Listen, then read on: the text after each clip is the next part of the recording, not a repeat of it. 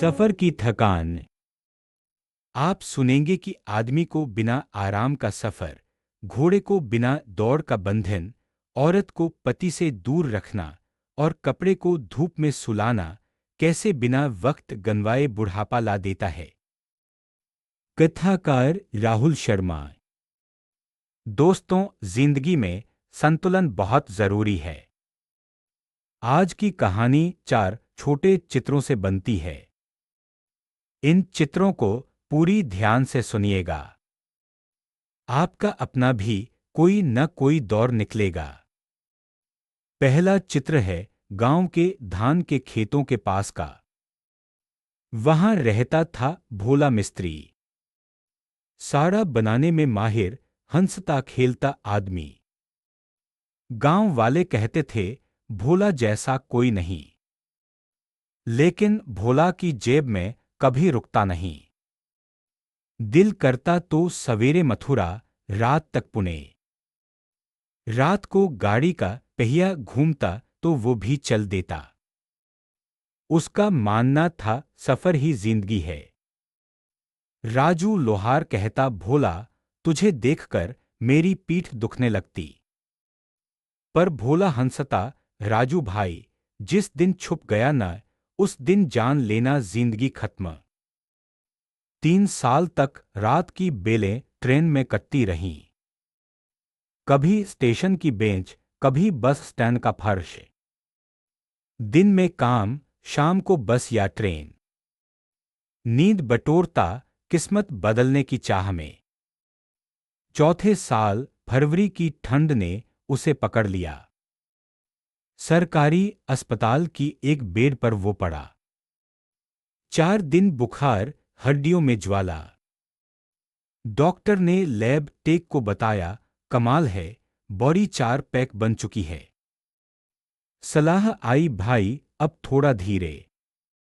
2 महीने यही गांव, बिना सफर, बिना धक्का।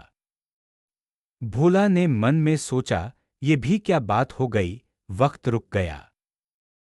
2 महीने की चुप्पी उसे 60 साल का बना गई। रुके रुके कदम, झुर्रियां कमर पर। पहली बार उसे लगा संतान ढलान पर। वो खुद बोल उठा, भाई लगता है सच में उम्र बढ़ी।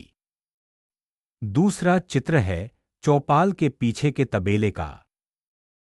वह था कालिया नाम का घोड़ा। सुंदर बाल, पीठ पर चमक, सीने में बल। दौड़ता तो धूल उड़ा देता।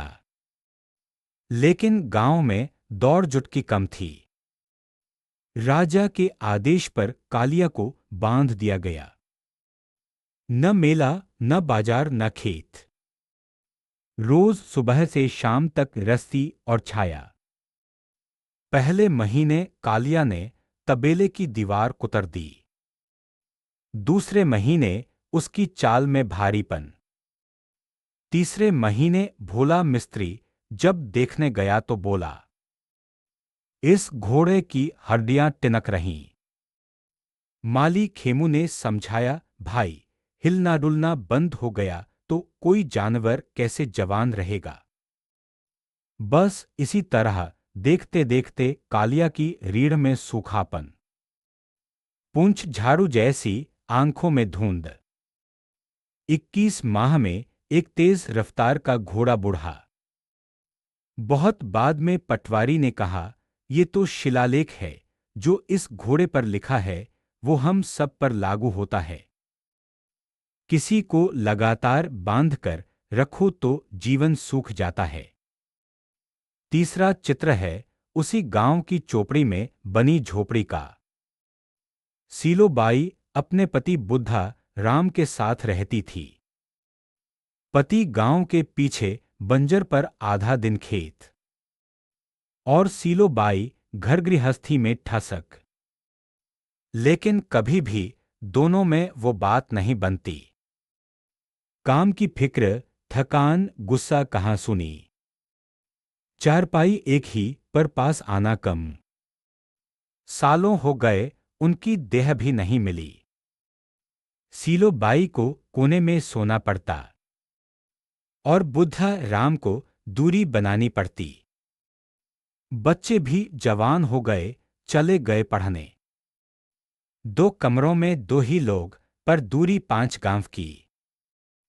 एक रात बिजली गुल, पंखा बंद। सीलो बाई ने कहा, सुनो जी, मुझे डर लग रहा है। बुद्धा राम ने हाथ बढ़ाया, पर झिझक थी। किताबी बोले, अब उम्र नहीं रही। वहीं उस रात सीलो बाई के चेहरे पर पहली झुर्रियां उभरी।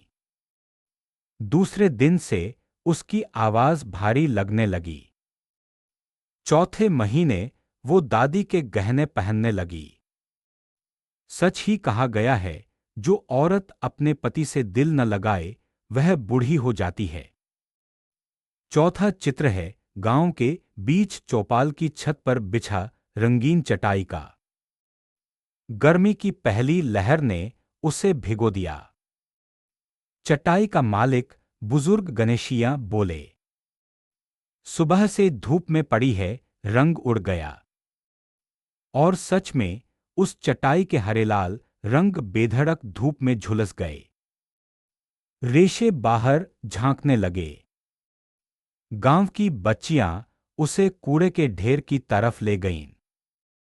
दादी, अब इसे पोंछने से क्या होगा? गणेशिया ने कहा, रोज रोज की धूप से चटाई का जीवन खत्म हो गया। कपड़े को भी चाहिए बरसात की सर्दी, पसीने की महक, छांव का आराम। इन 4 चित्रों की सिलाई आपकी जिंदगी में कहीं तो आपने महसूस की होगी। ये करीने से नहीं, बल्कि मायने से बने हुए प्रसंग हैं। यही तो जिंदगी की सच्चाई है। ये कहानी हमें 4 सीधी बातें दिखाती है। बिना विश्राम का सफर, बिना मुक्ति का बंधन, बिना स्नेह का संबंध, बिना छाया का सामान, सबको बुढ़ापा जल्दी आता है। सारांश। मुफ्त की दौड़, बिना प्यार की बांध है, बिना आराम की शादी, बिना ठंडक की धूप इंसान को पुराना बना देती है।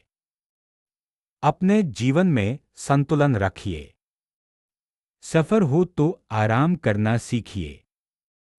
बंधन हो तो मुक्ति का समय दीजिए।